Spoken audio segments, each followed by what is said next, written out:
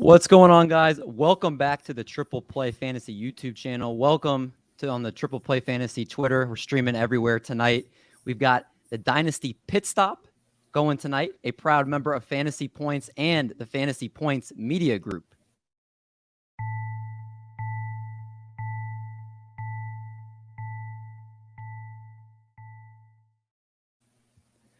D. Mendy here, joined by the normal two hosts of this show. That is Mr. Alex Mateo and Christian Crespo. Alex, how are you doing tonight, my friend? I'm doing really good. Great to chop it up with you guys. Heath, really looking forward to it. Thank you for joining us tonight. Oh, man. Alex, we were trying to tease him in for people that might not be watching. Yeah, he's already here. Spoiled it. Oh, man, it's okay. It's okay. I love you anyway, that's Alex. Worth it. Christian, how you doing, buddy? I'm doing great. I've been waiting for this night since I first reached out to Heath when he sent out that tweet. So really excited to get it going. Yeah, it's going to be a fun show. And I guess you guys are already, the cat's out of the bag. So I got to introduce this gentleman the right way.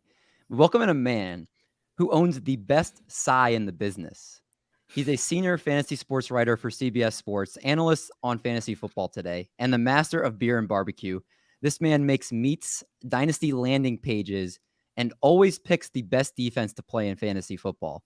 Ladies and gentlemen, we welcome in a fellow Chiefs fan, and he's still living the pain of the Chiefs selecting Clyde Edwards-Helaire over Jonathan Taylor. It is Heath Cummings. How's it going, man? That pain had actually faded for a little while until you just brought it back. No, listen, you could sigh like me too. All you have to do is work with Adam Azer 5 days a week, and it just comes naturally. Thank you guys for having me. Really looking forward to chop it up on some Dynasty talk tonight. Yeah, I mean, look, Adam's cringy as he is, the best host in the business, but it's I mean, the back and forth you guys have, especially the Azer stats, I can definitely see at times how it can make you want to do those sides for sure. Heath, I got to ask you, is this, I guess you could arguably say this is the slowest time in the sense of with how busy the fantasy football season gets for all you guys. Are you finding a lot of time to do other things outside of fantasy football until like everything starts picking back up again down the road? Oh, yes. I have become over the last month a balanced person again, and I will be for the next 6 months. And then I'll say goodbye to my family and go away for the second half of the year. But yeah, this is the time of year. And it's, honestly, it's one of the things that I love about this time of year. Is getting to do shows like this, because in season I just don't have any extra time, and I love rebuilding dynasty rankings. We did a dynasty mock draft day; those are always fun. And I'm a weirdo; like I build projections by hand inside of a spreadsheet still, and that's what I've been doing for the last 2 weeks. And yes, I know we don't know who's going to be on what team or anything like that, but just going through all the coaching changes, updating projections for the players, we do know where they're going to be, like that type of thing. That's the type of stuff I was doing before I was getting paid to do it. And so it's really the fun part for me. It was really interesting because I was in that mock today too. And without the ADPs fully updated, you're kind of left scouring through trying to find who you want because the ADPs haven't aligned and you don't know who's going where. And, the injuries are lingering on. You don't know where that's going to settle in. Did you find yourself today in that mock kind of scrambling at times since you had to sort through the ADP a little differently? The thing that I struggle with is in season when I'm doing those live redraft drafts, because I get so spoiled by the CBS draft room, and it's a blessing and a curse, but I can just go in and sort by my rankings in the draft room.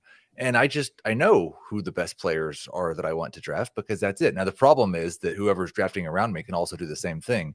That didn't work here, but like I said, I just recently updated my dynasty top 150 and trade chart. So I pretty much just drafted off my rankings and didn't worry about ADP. There was a time around round 10, I think, and I was really old at wide receiver. And there were a couple of young guys that I liked last year that I'm just going to forget about what happened their rookie season, Terrace Marshall and De'Ami Brown. And I had a feeling that they probably wouldn't be drafted by anyone in the next 2 or 3 rounds, but I just took them anyway because they were the top wide receivers on my board.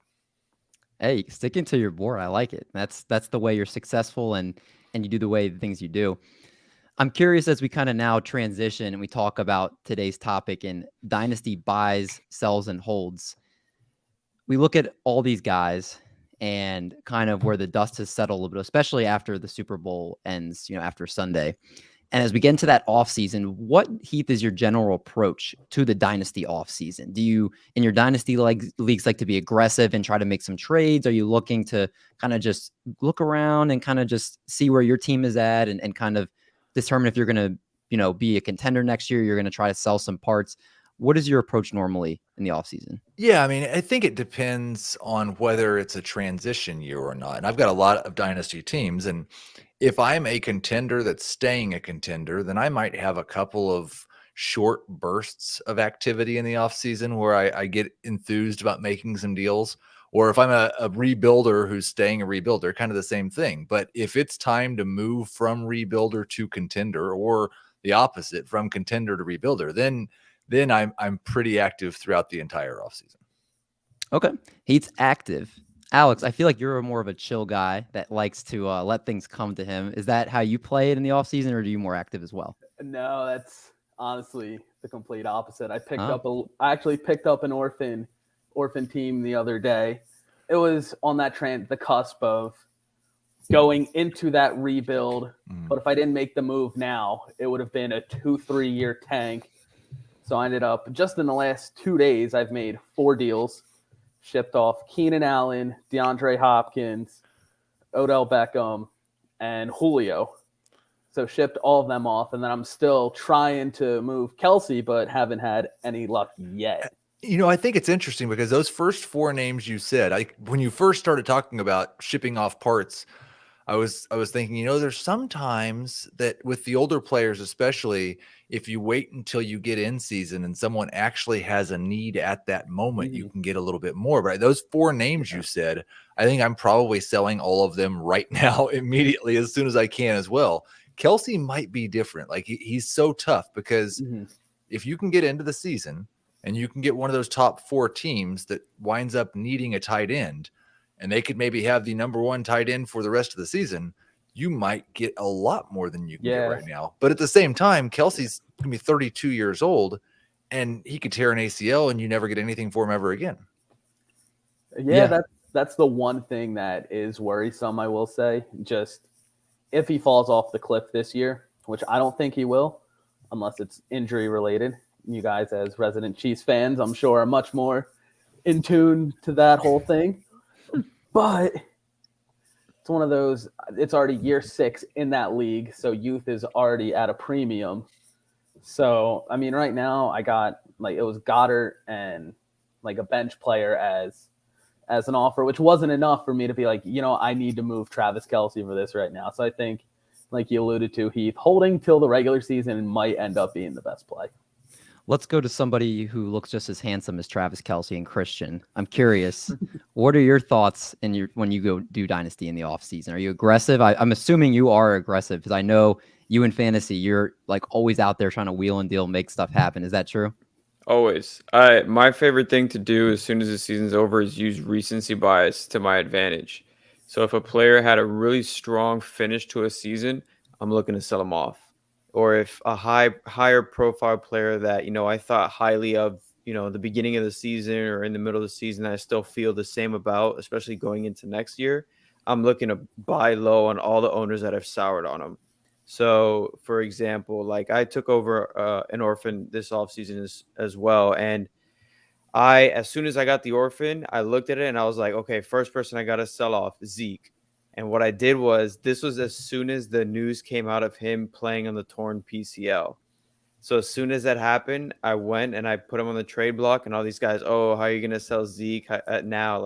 Oh, well, he played all these games on a torn PCL. The Cowboys still used him more than Pollard. He's obviously the featured back. Milked that deal. Absolutely fleeced the other owner. Don't know how I did it. And then in another league, I used Ramondre Stevenson to get Derrick Henry and Michael Thomas. Those other pieces involved that I traded, but to get 2, older guys, Derrick Henry, people were worried about this was before he played in that playoff game. So before he returned, get him before, because, he had an okay game, but it showed that he was healthy, that he was back, that as soon as he came back, he was heavily involved in the offense again. So now you can build that. And as the season gets closer, you can go and you could trade him to a team that might not have been able to get the Breece Halls, the Isaiah Spillers, the Kenneth Walkers in the draft that they wanted that need that running back going into the season. Or I could trade him mid-season, same thing that Heath said, to a team that's looking for that one last piece, and I can, take advantage and definitely flip him for way more than what I got him. I love that. I want to get into some specific players in a second, but I want to answer Noah's question here. You got offered Elijah Moore in the 111 for Deshaun Watson in a 12-team Superflex league. What do you guys think? You pulling the trigger on that? Man, I feel like there were a few months ago that was a lot better than any offer that I could get for Deshaun Watson. And the tide seems like it might be turning a little bit in terms of what people think is going to happen with him. But I like Elijah Moore a lot. If I had a decent depth at quarterback, I might do that deal. Yeah. I mean, Elijah Moore, before he got hurt, he was looking like a true rock star. He was, I think, the wide receiver 2 from like weeks 8 to 13 or something like that. It was a decent stretch too. And no, I mean, I can see what you're saying there, Heath. Alex Christian, real quick. Oh, so he says Russ and Lamar are his other quarterbacks. I'd be okay doing it then. Yeah. I think if you got the this. thing is also after the Senior Bowl, you get all these reports that these quarterbacks aren't impressing people. So you might get one of these rookie quarterbacks that fall towards the end of your rookie drafts. So with that 111, you can go and you can get one of those quarterbacks that fall, and you could end up with a quarterback and a stud young wide receiver like Elijah Moore. Yeah. I think seeing Russ and Lamar are all on board with making that trade just for the depth that he has. All right, but let's get into some players that are hot names this offseason. Starting first with Saquon Barkley. And there's a lot to kind of digest here with Saquon Barkley. So you just look, scored 20 or more PPR points in 2 of 13 games this season. His explosiveness gone. You could say potentially only 3 runs of 20 or more yards this past season. And over the last 3 years, 91, 52 to 41 receptions, and only 1 reception inside the 20 in 20 and 2021 combined. So he's not even getting looked in the passing game inside the red zone. So very interesting with him. And they brought in Brian Dable. And if you guys, for Chiefs fans, that they know, Mike Kafka is the new offensive coordinator. And if you don't know who Mike Kafka is, then I really feel old right now, because it was not long ago that he was playing quarterback in the NFL as like a third stringer. But I think one thing that's going to be very interesting for Saquon Barkley is you look, and right now you have to see that Buffalo and Kansas City, the two, obviously with Dayball coming from Buffalo and Calf coming from Kansas City, they didn't throw to their running backs. Last year, Buffalo only threw their running backs 15.4% of the time. That was 4th lowest in the league. And the Chiefs threw it 17.6% of the time, which was the 9th fewest in the league. So is the receiving game stuff going to be there? Brian Dable was arguably the best coaching candidate out there. Heath, I'm curious, Saquon Barkley, if you got him on your roster, what are you doing? Or if there's on someone else's roster, you're trying to get him. Yeah, I think that the difficult thing about these buy, sell, holds is like the range of people's opinion of a player's value can go so wide that like all players are buys at a certain cost and sells at a certain cost. And Barkley's one where it's tough to know where his value is. And in our startup today, I think he went early round 4, around 39 or 40th player overall. That's a little bit higher than I have him. But I also recognize that the thing, if you're acquiring Saquon Barkley, it's not necessarily you're getting a certain thing. You're buying a little bit of a hope that he could be Saquon Barkley again. And I don't think that necessarily Dayball's history with running backs is very encouraging.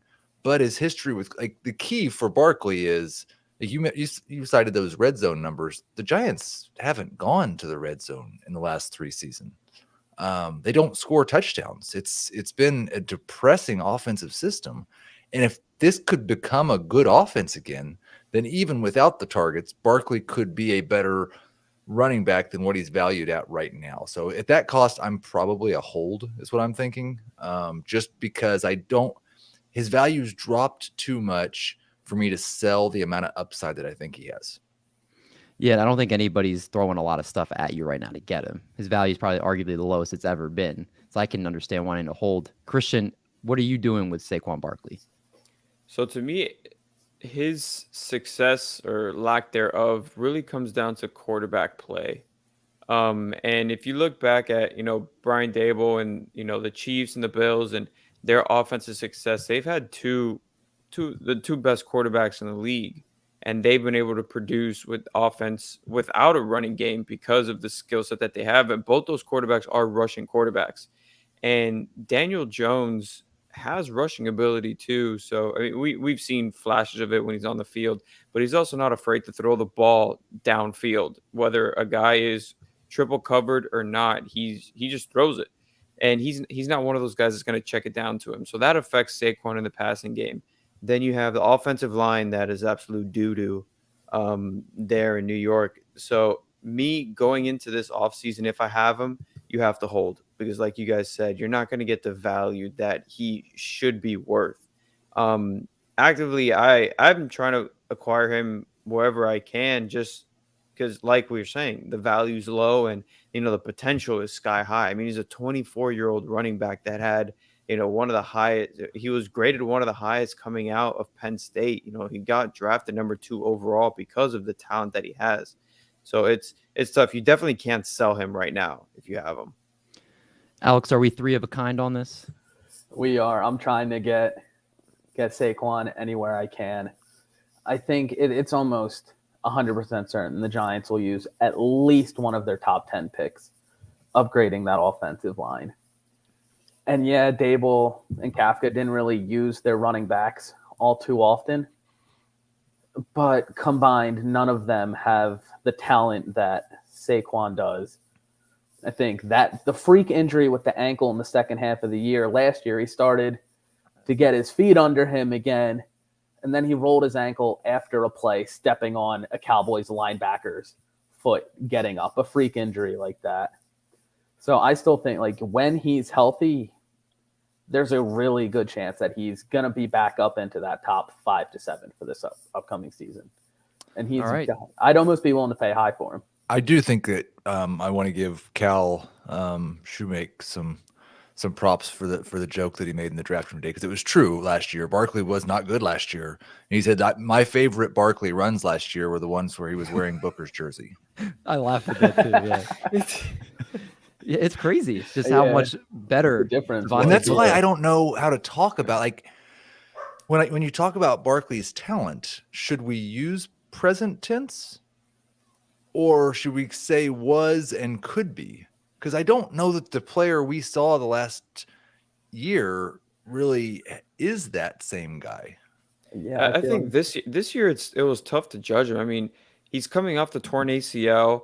And then as soon as he did look like, he doesn't have the same spring to his step. He's not able to cut into the holes and whatever holes offensive line was able to create at times. He didn't have that burst towards the end of the season, but it looked like he was picking it up until week 5 when he stepped on the player's ankle and rolled his and, grew another ankle on his ankle that he went down. He missed another 6 games. And then so trying to return from the torn ACL plus another ankle injury, that this season to me is like the COVID season in baseball. Like, you just got to give it a wash and kind of got to see what he does going into a contract year. Yeah, I think you kind of touched on it, Christian. One of the things I noticed just looking at film and just some stuff on him, it also seems like he's trying to hit the home run ball a little bit too much. Mm-hmm. He's not taking what's there. He's trying to dance around and try to find something that doesn't exist behind that offensive line, taking a lot more negative gains. And Devontae Booker is just like, look, I'm just going to smash it up and just give me what's there. I'll take my 3 or 4 yards, and then eventually maybe I'll break through and get like a 10 or 15 yard gain here and there. So that kind of just seems like maybe something that Barkley might have to start adjusting to his game, because right now it's not working. Definitely do agree. It's more of a what he could be. And going back to the negative plays, it was just watching him was like watching the last year of LaShawn McCoy in Philly with Chip Kelly. Ooh.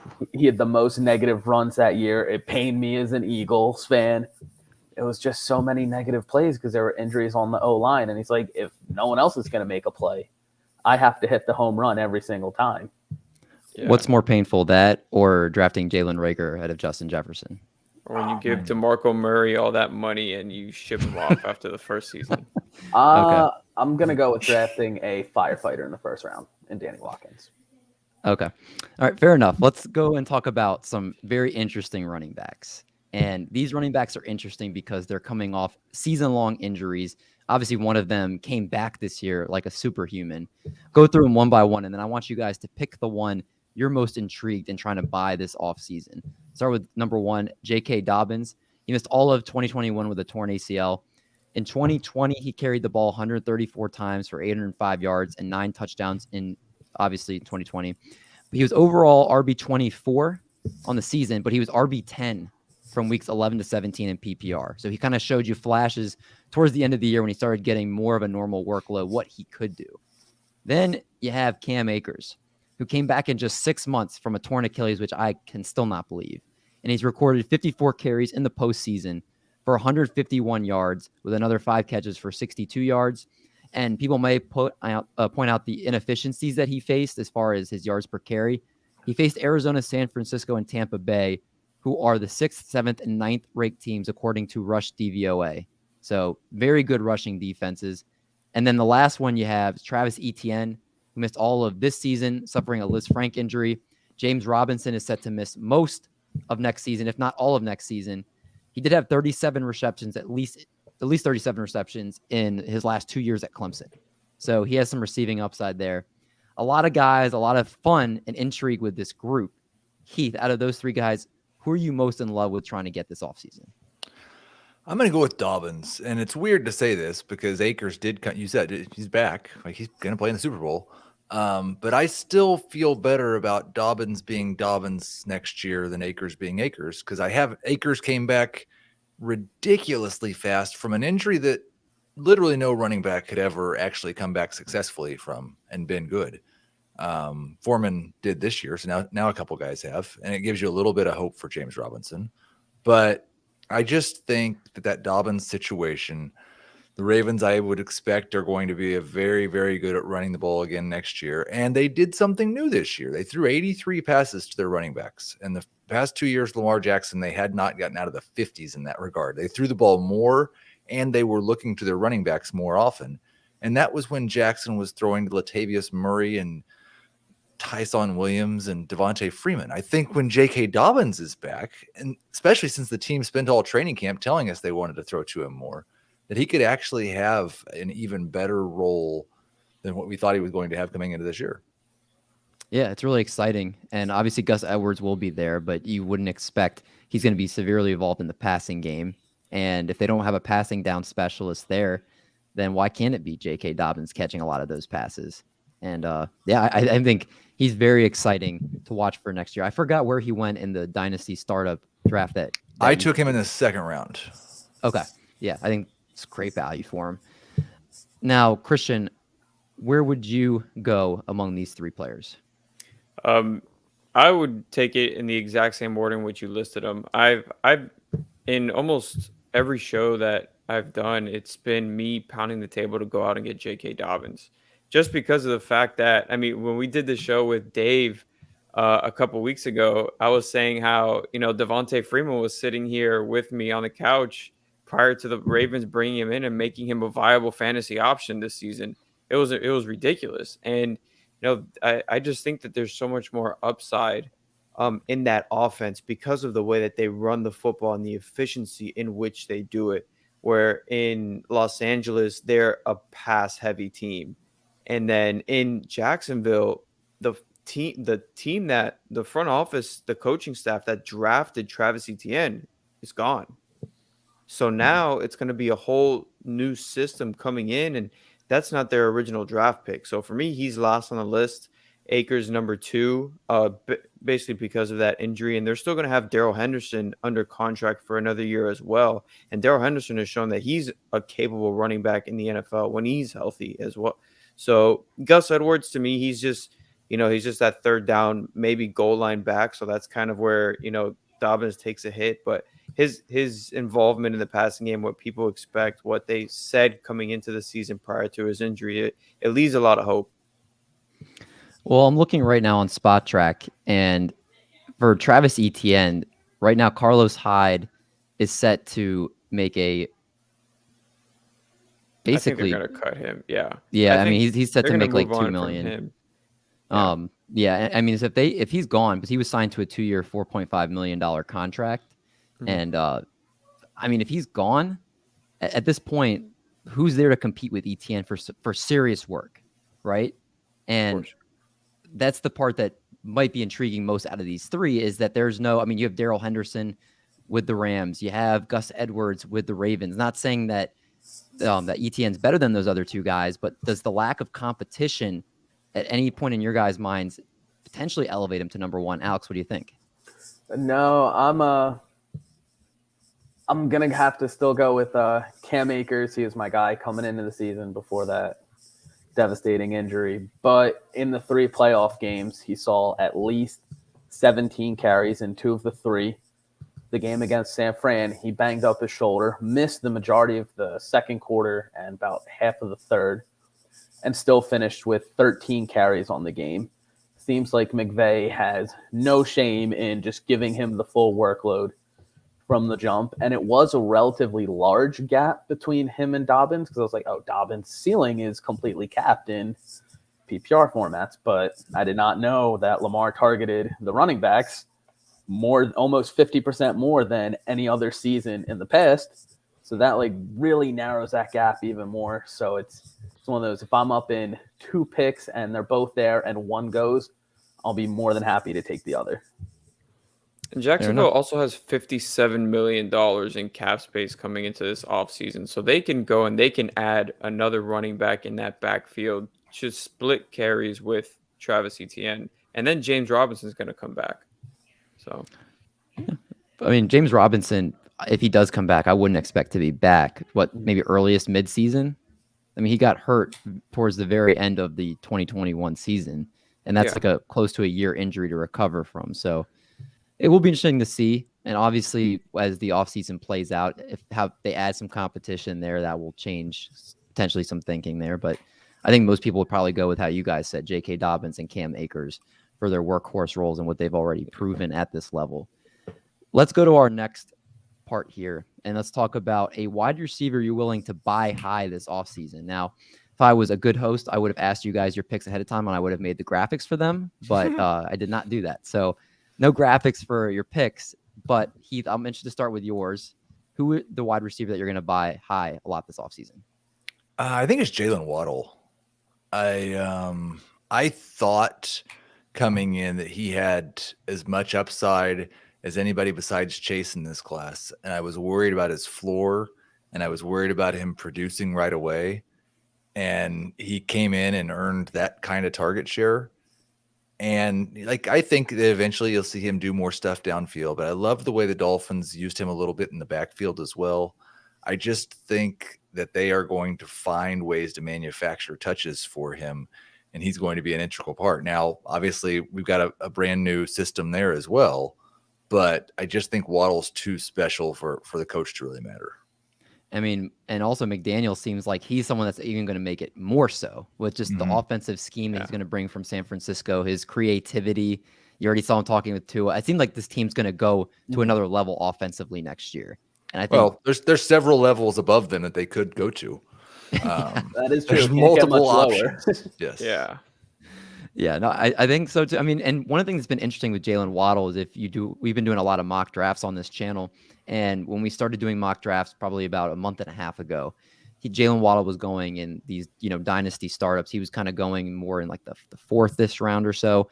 And now he's shooting up he's not leaving the third round. Sometimes people are taking him at the end of the second round. He's been one of the biggest risers, I think, so far, kind of transitioning from the end of last season to now. And everybody wants to get their hands on him. So I can understand, Heath, why you're going to try to get him. You think people are going to charge like an arm and a leg for him? That's, I think, going to be the big problem. I would expect so. You should. But like, I think he kind of fits in that. As much as I like Jaylen Waddle, I don't think he's going to be a top 12 wide receiver this year. And there are some guys who I think are going to be top 12 wide receivers who are 5-6 years older than him. And so he's really easy to pair if you're a team that's thinking, I got to get younger, I need to rebuild, and you give up somebody that's a few years older than him that's probably going to be better than this year, but that you'd rather have Waddle for the long term. Devontae Adams would be the perfect name for that particular scenario. Yeah. Alex, I'm sure Devontae Adams isn't your guy that you're choosing. No. But who is the guy that you are going to pick for this question? Going with DJ Moore for the second year in a row. 3 seasons Are you okay with the lack of touchdowns? At this point, it's not a positive regression type of thing. This might be who he is. It's a Carolina has horrendous passing offense. Prior to this year, in 2019 and 2020, they threw 30 less passing touchdowns than the league average. 30. He still had a 30% touchdown share for Carolina, and he had a total of 8 in those 2 years. That's so bad. It's upsetting. For the last 3 years, though, he has had 1,100 plus and 4. Him, Kelsey, and I believe there's one other receiver are the only 3 who had 1,100 each of the last 3 years. So it's one of those. The QB play can't get much worse. When they did bring in Ben McAdoo, who he clearly wasn't a great head coach by any means. But when he was the Giants offensive coordinator, Odell Beckham was force-fed target after target after target after target. Yeah. DJ Moore should be able to see that 140 to 160 that he's seen the last 3 years. He just needs to find the end zone 2-3 more times, and then he'll have a top 8 season under his belt. That's fair. And you know what? It's not like he's someone like Jaylen Waddle in the sense that people are going to be making it more expensive to get him. This might be a kind of a buy low point, especially because there's no established quarterback there right now. Like if Aaron Rodgers got traded or went there tomorrow, goodness gracious, we'd be talking about a top 10 wide receiver. If Aaron Rodgers is there. Yeah. Oh, He might. Yeah. He might be top 8. Where does he go? What if it's Jameis? I mean, he would be a lot for top 10. Yeah, wouldn't he already be a top? Any quarterback that goes in there, wouldn't he already be a top 10? I don't think so though, because they think they're going to have Darnold on the roster probably. Oh, they have to. If they draft Pickett and it's Pickett and Darnold, I'm not so sure he's going to score more than 4 touchdowns. That's Is one Pickett of seeing ghosts, though? The scenarios I'm scared of. That's one of the only scenarios, but I can. You never know with them. That could realistically. I still think he would have more upside in that scenario. Yeah. But I would feel no better about his floor. I think there's a chance they could draft Pickett and start Darnold week 1. Mm-hmm. Yeah, and I think his floor would end up staying the same. But Darnold did pepper him with targets early on. He saw like 8, 9, 7. He was on a tear until Darius Slay. Yeah, I just think with that, though, like we've got 40 or 50 games of watching Sam Darnold play quarterback. Being really bad. We can tell which 4 don't fit. What's the outlier? The 4 good games. Yeah. Christian, let's go to your player. Who is the one that you think that you're going to buy a lot of? I'm going to go ahead and pick the guy that is being absolutely slandered since the season has ended, and that's CeeDee Lamb. And that's just because, I mean, absolutely everybody from Troy Aikman to Michael Irving have gone on and torn Kellen Moore apart for not featuring CeeDee Lamb in that offense more than what they had. And it just comes down to the fact that he was misused all season, it feels like. I mean, he's a legit weapon that is just not being used downfield. You know, Amari Cooper could be gone. That could open up more targets. Michael Gallup, who knows what's going to happen with him with the ACL. I just feel like going into next season, they're going to make him such a bigger part of that offense. They're paying Dak a lot of money. Ezekiel Elliott isn't the same running back that he's been in the past. So I think this is a perfect transition time for them to be like, okay, look, this is what we've got. This is where our future is headed. We have the quarterback locked up. You know, we have a running back in the backfield that all we have to do is get him down to the goal line and have him bash his head into the end zone because Zeke is going to get the touchdowns when he's down there. But, I mean, CeeDee Lamb, is it a buy high the way people are, you know, kind of throwing his name out there as if he doesn't belong in, like, the top Dynasty wide receivers anymore? He went 7th in our startup today, so I think it's still a buy high. Yeah. I think it's still To the really moon. expensive. To the moon.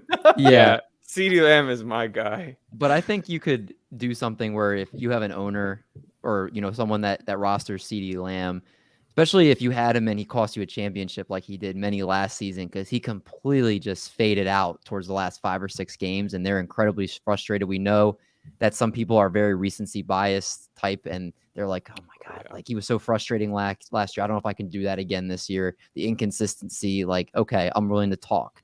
Like you might be able to get some people, some managers that will be thinking that way. And not saying that you don't have to offer a lot, because you will, but it might not be someone to the sense of like, oh no, because not too long ago, people were talking about him as the number 3 dynasty wide receiver behind Justin Jefferson and mixing up names. That's for the Lions. Yeah, Justin Jefferson and Jamar Chase. So do you guys still have him number 3? I had him number 3 in November, and I dropped him. He's number 4 now. Yeah, I moved A.J. Brown ahead of him. Which is weird because A.J. Brown had a lot worse year this year. I mean, I think everybody else did too. A.J. Brown, I think, went 3rd or 4th in our mock today. Yeah. But I think we've got more. I don't have Lamb or Brown ahead of him. I think we've got more to question about A.J. Brown than CeeDee Lamb. I think with A.J. Brown, it comes down more to health than anything else. Yeah, his inability to stay on the field is kind of the biggest thing to me. But I mean, well, in quarterback though too. Mm-hmm. Well, yeah, but he's getting peppered with targets consistently, and they have nobody else there. I mean, Julio Jones can't stay on the field.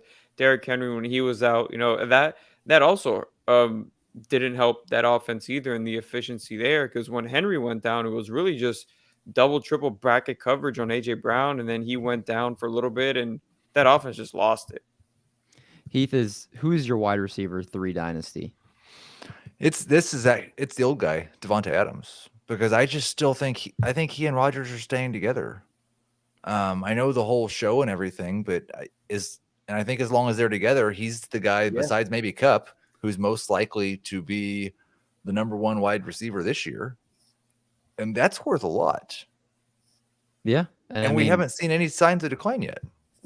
Literally none. Is there no chance that they're not together next year? I don't think there's no chance. No. There's some chance. The fact that they could franchise tag him and basically just hold him hostage, essentially, which I don't see them doing. But then at the same time, it's like, okay, if Aaron Rodgers does move on, we're going to have Jordan Love there. And if we have Jordan Love there, we need Davante Adams. We need for him to have a reliable target. But even then, in that game against Kansas City, he still had 17 targets that game. Yeah. Just because Jordan Love was throwing him, Jordan Love was targeting him. It didn't matter where he was. But and the fact that Davante Adams can play that short game near the line of scrimmage and make those downfield plays as well, that's big. Yeah. It doesn't matter who's playing quarterback. That's a reliable target that you need. At the same time, and then we can move on to the last part of this subject, is you got to think if Aaron Rodgers moves on, the Packers have the second least amount of cap room. I think they're $40 million over the cap. They're going to have to make a lot of cuts. And if they're not going to be competitive next year or anytime in the future, at that point, why are you going to keep Davante Adams there, especially if he's going to be frustrated and cause probably headaches in the locker room? At that point, is it kind of just let's just blow this up and let's just rebuild? Because I mean, that would be a rough patch for him to still be there with Jordan Love. So let's go and let's talk about somebody who is the opposite of rough right now. That's Cooper Kupp. And my biggest question to you guys, can you expect regression next year? We're seeing a guy that went from wide receiver 26 to wide receiver 1 from 2020 to 2021, put up over 200 more points. He was nearly 100 points ahead of Davante Adams in PPR for the wide receiver 2, and he was exactly 100 points ahead of Deebo Samuel at the wide receiver 3. He had less than 7 receptions only twice in 2021 and only 3 times below 20 PPR points. I mean, that type of consistency is just absolutely incredible. Very hard to replicate. Heath, what do you think is in the cards for Cooper Kupp next year? And if you have him, would you try to sell him for a king's ransom? I mean, it depends. Am I trying to win a championship next year? No, but and that's what I think. That's the difficult thing about really talking about trade values universally, because he has a wildly different. I think he's basically the same age as Devontae Adams, maybe 4 months younger or something. Wildly different outlook if you're trying to win a championship this year or if you're not. But I think it's very likely that Cooper Kupp regresses significantly, but also he can regress significantly from that season and still be the best wide receiver in fantasy. He was so good. It was almost like, it wasn't quite McCaffrey-esque, but it wasn't too far away. And so I'm probably still going to have him number one in my projections for this year. It's just that I don't think there will be a big gap between him and Adams. And I think it's defensible to take Adams over Kupp because Adams has done it more than once. Christian, what are your thoughts on Kupp? I mean, it's kind of impossible not to project a regression going forward because this year was historic. If you're expecting the same thing going forward, I mean, it's crazy, but he's still going to be in that offense. And like I said earlier, that's such a pass-heavy offense. It's Stafford. They threw the ball 72% of the time. That's crazy. And, you know, he's going to have Robert Woods coming back.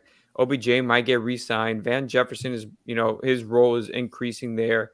The running backs can be used in the passing game as well. But personally, based off, I remember what I said. I go based off of recency bias. And you can bring in a king's ransom for Cooper Kupp right now. I mean, you can go and you can get DK Metcalf plus go back a couple years and, you know, still get probably not the same production that Cooper Kupp is going to give you next year, but longevity wise, you know, you think Dynasty and DK Metcalf give you that plus whatever else you're bringing in. So me, he's a sell. And Alec, what do you think? So he's a real tricky one because you don't expect him to stay at 191 targets. There's no chance. But if he puts up 11 or 10 targets a game, that puts him right back at 170 targets. At that point, you can almost chalk him in for double-digit touchdowns and at least 1,300 yards, which at that point, a healthy Cooper Kupp would once again be the number one receiver. So unless I'm getting a 2019-2020 CMC return, I'm holding him because there's no way you're going to be able to get the value that you want to replace what he does in your lineup. Yeah, that's fair. And like you guys were all saying, regression is going to happen. It's just a question of how much regression can we expect next year? Is he going to be the wide receiver 1 or is he going to be a wide receiver 4 or 5? You know, and if you're drafting Cooper Kupp with a first round pick or early second round pick, is he going to return that type of investment next year? You know, or in dynasty leagues, I believe he went in the first round, if I'm not mistaken, Heath, of the dynasty league that you started today, the startup dynasty. Is he going to be worth that? You know, or was this kind of a huge 1-year outlier that we're not going to see anything close to this ever again? Well, I mean, that's the thing. Like, if you look at his 17-game pace the 3 years before this season, it was still basically Keenan Allen. Mm-hmm. Mm-hmm. So it was like 99 catches for 1,177 yards and 8 touchdowns. If that's the thing he's going to regress towards, then I don't think you should expect him to just like fall back to wide receiver 2 range again, unless he can't stay healthy. I think he's going to be a number 1 wide receiver this year and probably next year. But he might fall out of number 1. He might fall possibly out of the top 5. Yeah, I looked up a couple of recent trades of what he's been going for within the last couple of days, and I want to see what you guys think. So here he went for Cooper Kupp straight up for CeeDee Lamb and a 2022 first and a 2023 second. That's way more than I would pay for him. Yes, I agree. Yeah, right. Mm-hmm. And then Jaylen Waddle and a 23 first for Cooper Kupp. Especially with the 23 class is loaded at offense too. Waddle in the first. So like if that's what you can get in return for him, like I think you have to. That second deal was closer, but it's still more than I would pay for him. Well, all right. Well, A lot of good debates and just kind of talking where we value these guys in Dynasty. Now, it wouldn't be a triple play show unless I made sure a game of the week got in here. And we have Heath on the show. So we're going to do a game called Stump the Heath. All right. I've been thinking about this. This sounds like a game where you just have me on and ask me questions that I don't know the answer to. And that doesn't sound very fun. No, Heath, I wouldn't do that. I wouldn't do that to you. So, okay, good. Are you guys familiar with the show Stump the Schwab? Have you guys ever seen that show? I have not. Nope.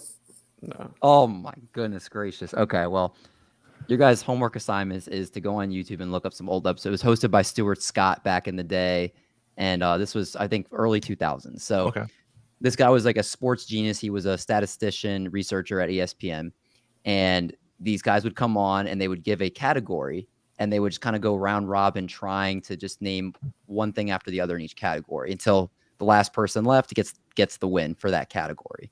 So how this is going to work is this is Kansas City Chiefs trivia.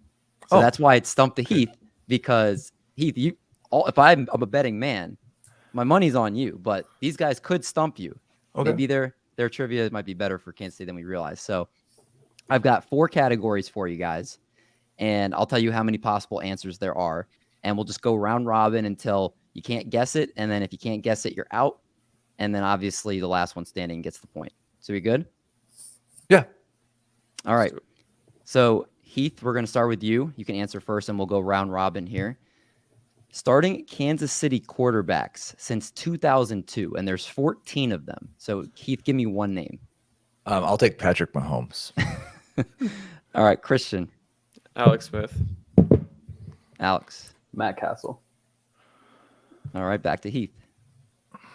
Trent Green. All right, Christian. Jeff Garcia. No. Incorrect. Yeah. All right.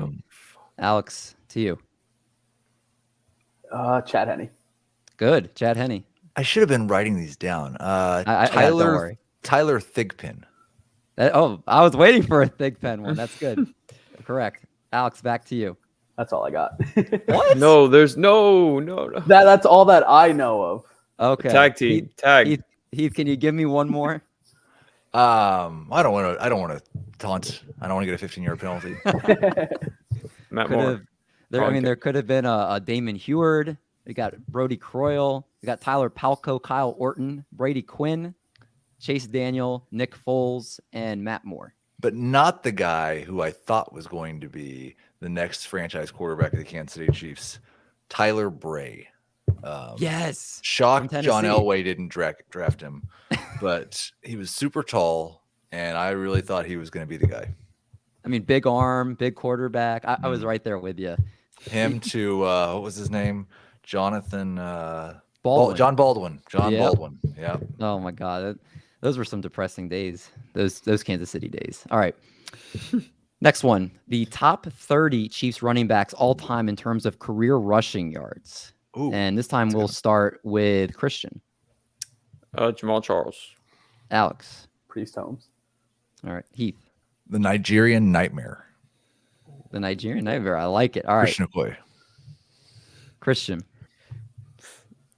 That's as far back as my Chiefs running back knowledge goes. What? There's definitely one more. There's a few more, for sure. I'll come on, Alex. Is Spencer Ware in that list? So top 30, he is 21. So you're good. Well done. Well, that lets you know that we can guess bad running backs. Marcus Allen. Marcus Allen is on this list as well. All right, he's number 7. Go ahead. Back to you, Alex. Oh man, hold on. Come on, Alex. Give me another one. I thought I wanted to make this a game. No. You should have did it on a random team. This is a very fun game. You're giving Keith home field Who's the advantage. current running back for Kansas City? Wait, CH is on that? He's number 28. Spencer Ware was on there. True. So I think I can do several of these. Okay. Barry Word. Barry Ward is number 14. Harvey Williams. Harvey Williams is he on the list? Let me search him. He's definitely got to be on here. Okay, I missed him. Missed already. Oh, he's 40. That's why. Okay. Kareem Hunt. Kareem Hunt is. I was waiting for a Yeah. Kareem Hunt one. He's on the Kareem list. Hunt. What about the Larry guy Johnson? Yeah, I was gonna say Larry Johnson. Oh, was Kimball wow. Anders. I'm sorry, Heath. Which one is that? Was it Kimball Anders? Kimball Anders was number 15. Okay. Yeah, Heath flexing some good Chiefs running back knowledge. I think that was all the ones that you guys. I'd didn't hope know. so. Oh, Thomas Jones. Thomas Jones is on the list too. That Home field advantage. that Jamal Charles Thomas Jones combo was like my favorite combo running back when they were Thomas Jones. Yeah. Yeah, he's an actor now. For those that don't know. All right, category number 3, and this one is the 14 Chiefs players that have at least 20 career receiving touchdowns. So this, I said, notice I didn't say pass catcher. I didn't say wide receiver. So this can be any Chiefs player that has 20 career receiving touchdowns. Okay. And Okay. Alex, we'll start with you. Goodness. I'll go Kelsey. Keep it easy. All right. He's number 2. Stephon Page. I like how you're letting him stay in the game here. He's number 6. Christian. Tyreek Hill. Tyreek Hill is number 4. I don't think Macklin was there long enough. 20 Jeremy receiving Macklin. touchdowns, you said? Yeah, they have at least 20. I'm gonna mess around and lose this round, but Oh, I think no. I think it's Alex's turn. So you don't have to give oh, away okay, yet. good. Okay. I'm trying to. Don't read the comments because someone already listed one of them. Yeah. Oh, I know one. He used Did to be- he used to be- Did Dwayne Bowe? I know they went a Yeah. full year. Yeah, Well, that that's was, the my one. that was my fantasy football team name over the Dwayne Bowe. Yeah, that's what Toby said in the comments. that So was yeah, a very Dwayne Bowe good is one. on the list. Now it's now it's Heath's turn. Man, I'm not gonna be cute. Tony Gonzalez. He's number 1. Back to you, Christian. Sweep the leg.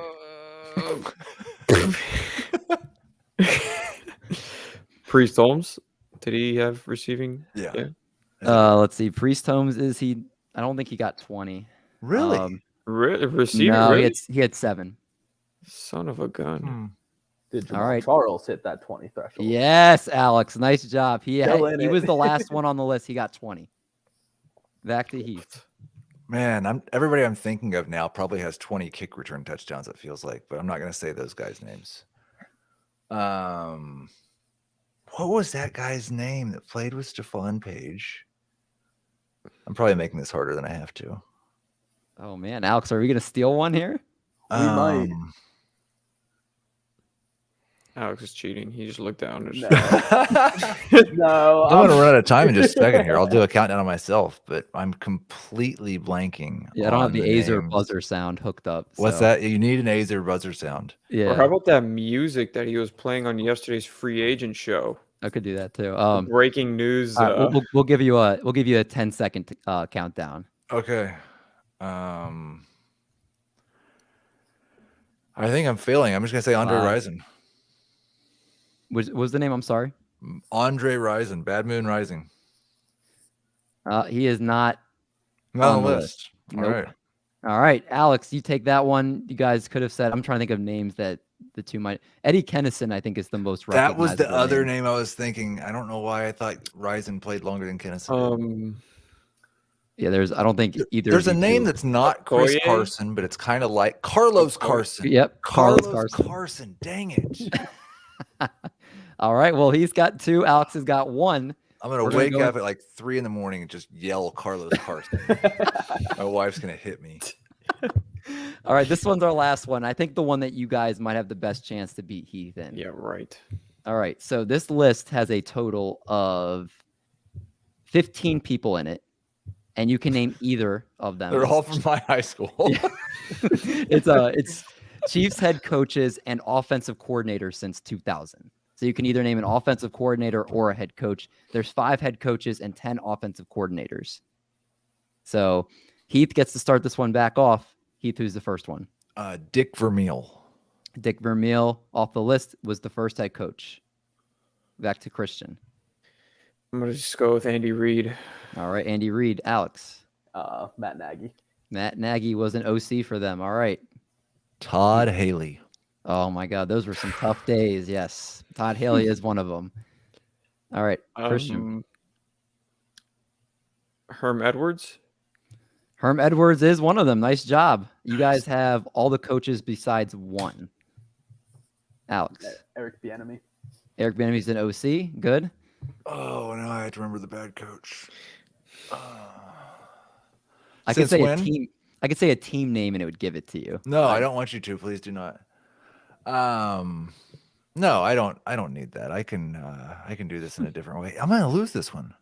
You can't lose this one, Heath. Come on. I think that I might. I think I know two more. Yeah.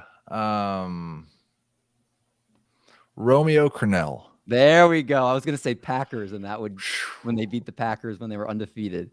Romeo Crennel is the last head coach. So now we are just down to offensive coordinators to you, Christian. Schottenheimer. Marty Schottenheimer. No, he was not an OC since 2000. So incorrect. All right.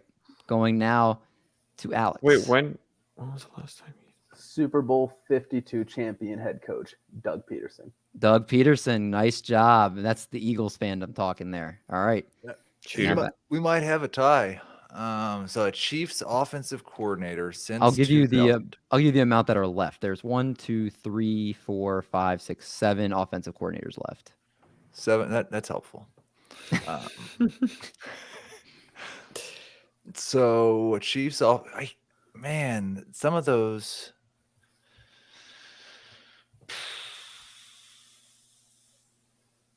Oh, wow. You got it? I know one. I think he was in 2000. I'm going to name a Chiefs offensive coordinator from the 90s just because I can't think of one and I want to be a good sport. So I'm going to say Jimmy Ray. Okay. Alex, hold on. What is yours, Christian? He said Eagles, so I thought Cunningham. No, not since 2000. Alex, do you think you might know one more? Oh, my God. I'm going to say a couple names that you guys are going to be like, oh, my God. Yeah, I believe that. Yeah, no, I don't. All right. Well, I know Heath's going to remember some of these ones. Brad Childress. Okay. Another former Eagle. I don't remember that much. I remember seeing pictures of him on Monday Night Football, like with him circled in the Chiefs picture, but I don't actually remember him being a coach there. There's also Charlie Weiss. Oh, yeah. Yeah. There was Brian Dable, Bill Muir, Chan Gailey, Mike Solari, and triple play guest. You two should know this. Al Saunders when he came on. Come on. That was probably I was trying to think who was with Vermeil, and it was Al Saunders. That's right. Yep. So those were the ones you missed. But Alex, I got to give it to you, man. I mean, technically you guys both guessed the same amount the last one, but you went after him. So technically. Yeah, half of them are Philadelphia Eagles. You know what? Doesn't matter how you get there. Sometimes it's better to be lucky. Exactly. Well, Jeez. On that note, Heath, thanks so much for stopping in with the Dynasty Pit Stop on the Triple Play YouTube channel and all that good stuff. Please plug all the great stuff that you are doing. Obviously, everybody knows who you are, but things that they need to make sure they're checking out right now. Yeah, right this time of year, just go to cbssports.com, go to the fantasy football page. On the top right side is our Dynasty landing page. You'll find my rankings, my tiers, my trade chart, top 150, mailbags, mock drafts, soon prospect profiles. Everything Dynasty we do is on that page. It's great. I checked it out today. You guys definitely got to make sure you check that stuff out and make sure you listen to the CBS Fantasy Football Today pod, the best fantasy football pod hands down out there. So you got to listen to all the good guys every single day. You guys doing 3 days a week in the off season? Except for, most of the weeks, yes. This week we're doing 5 because it's Super Bowl week. We'll do more around the draft and stuff like that, but 3 a week most weeks. Perfect. Again, make sure you check that stuff out. Again, best in the industry, hands down. And for everybody that checks out Triple Play, whether you listen to the podcast, watch the YouTube channel, Facebook, however you access us, we appreciate it. If you enjoy this content, you can check out other stuff we're doing. We just had Brad Johnson on earlier this afternoon. You can listen to that. Other great interviews and podcast stuff on the YouTube channel. And until the next one, everyone be safe out there. Go do a mock draft, and we're going to make like a bread truck, and we're going to haul these buns. Catch you guys in the next one.